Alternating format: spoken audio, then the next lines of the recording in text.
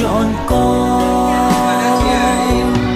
Xin dùng con theo ý của Ngài, làm tay chân cho người què cụt, cùng làm tai cho người bị điếc.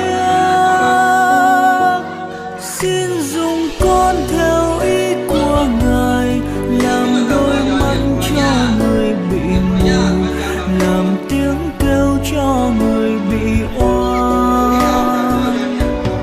Chẳng phải con đã chọn Ngài, nhưng chính Ngài chọn con trước đó.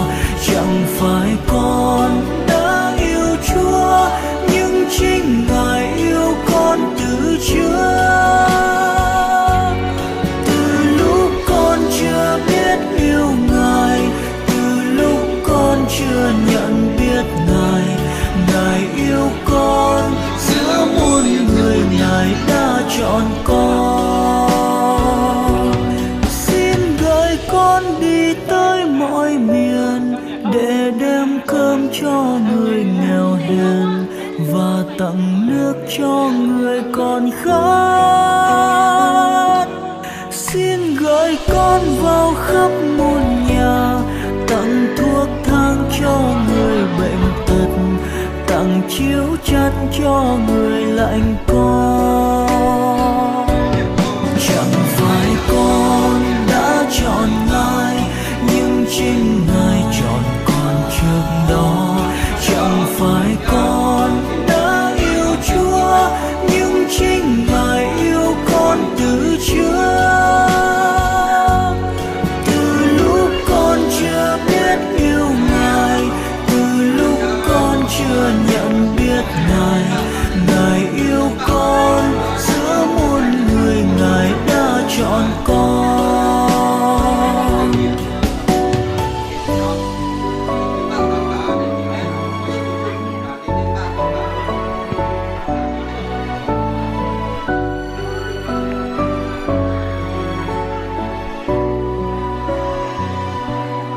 Xin gửi con ra khắp nẻo đường, bàn tay nâng ánh đèn dọi đường, tỏa lửa ấm cho người lạnh giá.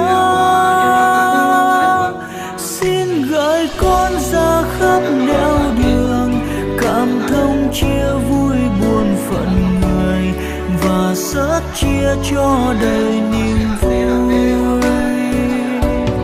Chẳng phải con đã chọn Ngài, nhưng chính Ngài chọn con trước đó. Chẳng phải con đã yêu Chúa, nhưng chính Ngài yêu con từ trước. Từ lúc con chưa biết yêu Ngài, từ lúc con chưa nhận biết Ngài, Ngài yêu con, giữa muôn người Ngài đã chọn con. Xin gửi con vào khắp thôn làng, ủi án trao cho người khổ sầu, gợi lòng tin cho người buồn chán. Xin gửi con vào khắp buôn làng, niềm vui trao những người buồn phiền, người lắng lo xin gợi bình an. Chẳng phải con đã chọn Ngài, nhưng chính Ngài chọn con trước đó.